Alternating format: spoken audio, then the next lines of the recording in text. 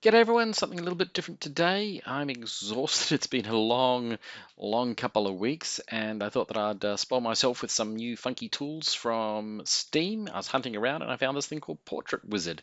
It's about 19-20 bucks, and it's a tool designed for making portraits for your games. I wondered what it would be like to experiment with it for RPGs. Well, for a start, the default face is, let's say, I think we'll need to do something about that body structure.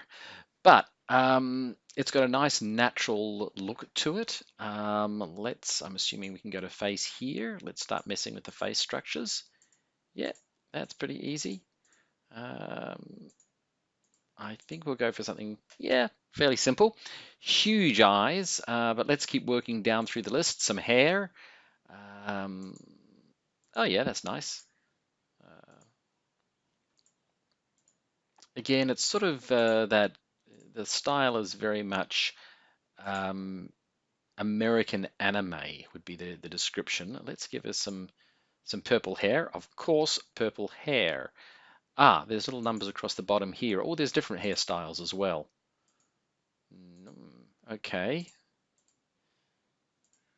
that's fun. I think I prefer the, oh, let's take a look at the more extreme ones. Oh, that's quite nice, very Cora. Eye structures. So we've got shape, makeup, highlights, lashes, glare. This thing is pretty easy. Ah, size.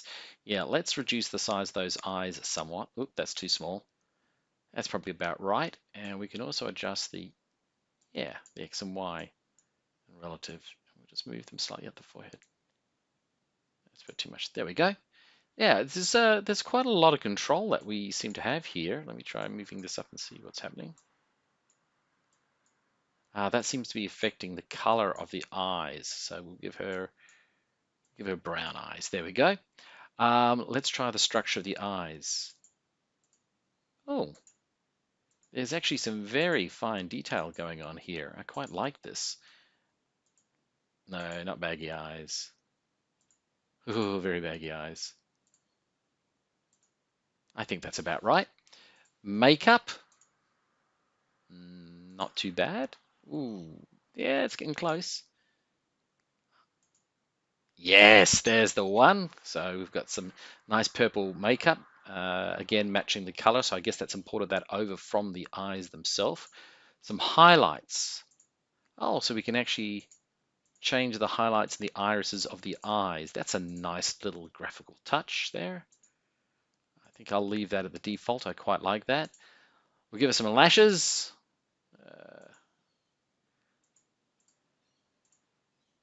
Oh, they're pretty scary lashes. There we go. Nice. What else have we got? Glare. Uh, hmm. So this is applying a slight glare effect over the top. That's cute. Structure of the irises themselves. Ooh, cat's eyes. Okay, so nice and flexible there. And finally, a shadowing.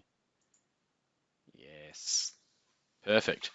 So we're getting, obviously this tool is giving us an amazingly nice and clear cartoon hand-drawn look. I mean, I couldn't draw something quite as good as this, but let's keep moving through it. I'm going to make sure that the brows,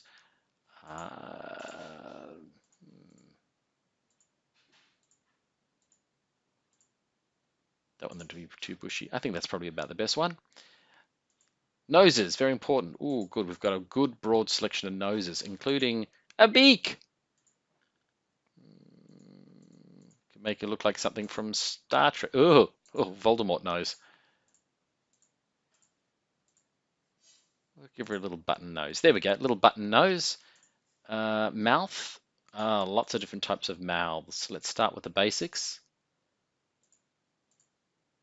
I quite like that one. Let's go to some more of the extreme ones. Actually, these are quite good. I like that slightly crooked one. I'm going to keep with that. But let's look at some of the other really extreme ones. Arr. And again, it looks like we can adjust the size of them. Nice. Okay, so lots of flexibility. I think we were going to make her slightly happy. There we go. Body type. Now, this is the thing that I had a little bit of problem with there. I think they need a lot more body. Oh, those for the shoulders, body, chest. Yeah, this is an area where I think the system's a little on the weaker side. We probably need to do something about, needs to be a lot more content put into this area. And the neck. Okay. Definitely need to be more work done on the body section. Skin. Let's see what happens. Ooh. Okay. That's interesting. So you can add some nice definition, so it's not just a flat look. And likewise for the forehead. She looks rather worried.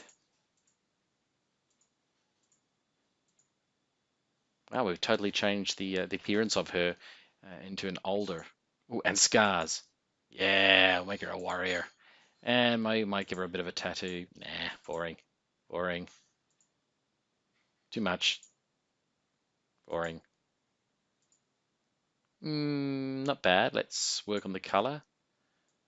I want more of a reddy sort of color for that. There we go. Maybe even more red. It would be nice if this color saturation tool here actually had some indications about what the color was going to be once it was put down. It's not that clear. Oh, and we can move the eyes left and right. Huh, that's cute. And I wonder if that means that we can move them up and down. Yeah, that's very cute. So it's a tool with some limitations so far. Let's look at the ears. I guess, yeah, interesting. Again, fairly generic. I think I'll just leave that. We can give her a helmet.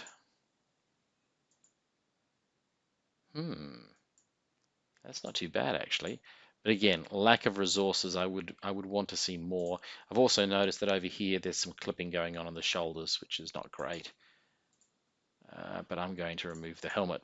Something else about this app, I noticed that what we've got here is the clear button is sometimes in the top square and sometimes in the bottom square.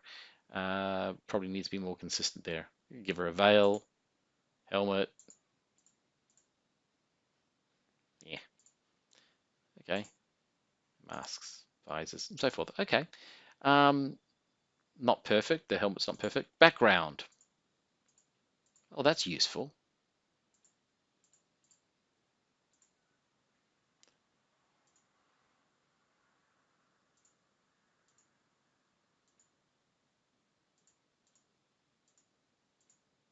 Hmm.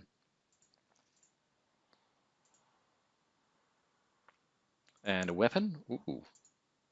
Aha! Now we're starting to get somewhere. That's a great one for this particular figure. And I love the way that these colors are all matched through. Battle axe, yeah, that one. And the scene. Oh, you can sort of put special effects over the top, adjusting the color all around. That's not too bad, actually. That could be something that I'd rather do in Photoshop a bit later. And adjusting the lighting. Oh, you can adjust the lighting across specific parts. Turn all off. Again, something that might be better done in Photoshop. Okay, so that's it. That's this little solution in a can. I guess what we do is we can click Save here. Please write a file name. We'll call her Melinda the Brave.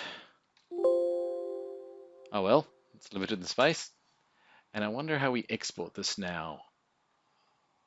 It's going to be an export to tool. Okay, it's taking us to, it was saying that it's saving us into the portraits folder. So let's go and find the portraits folder. Okay, I've noticed that there is no portraits folder in the documents folder, so I made some assumptions to try and find it, and was surprisingly correct. You actually have to go into Program Files, and then into your Steam folder, and then into Steam Apps, then into Common, then into Portrait Wizard, and finally into Portraits, where you can then see this as a bitmap. Now, that's, I think, quite a flaw in the software. I've seen this with other Steam products as well. It really needs to be saving these out. The other thing that I can't see how to do at this time is take an assembled image like this and store it away and load it up so that you can continue working on it. This appears to be a fully rendered bitmap, Windows bitmap file. Let me just make sure. Yep, there's no way to open a new image. So look, for me, I think that this program, while a lot of fun, and it certainly is an easy app to use, it feels very much in its early stages. Um, I'm not too sure if $19 is worth the price to pay for a program at this level of an early stage. But I'm certainly looking forward to seeing where the artists and the app developers take this, because it's a useful tool. Look, I'm very happy with the result that I got in about the 7 minutes that we took to play with this.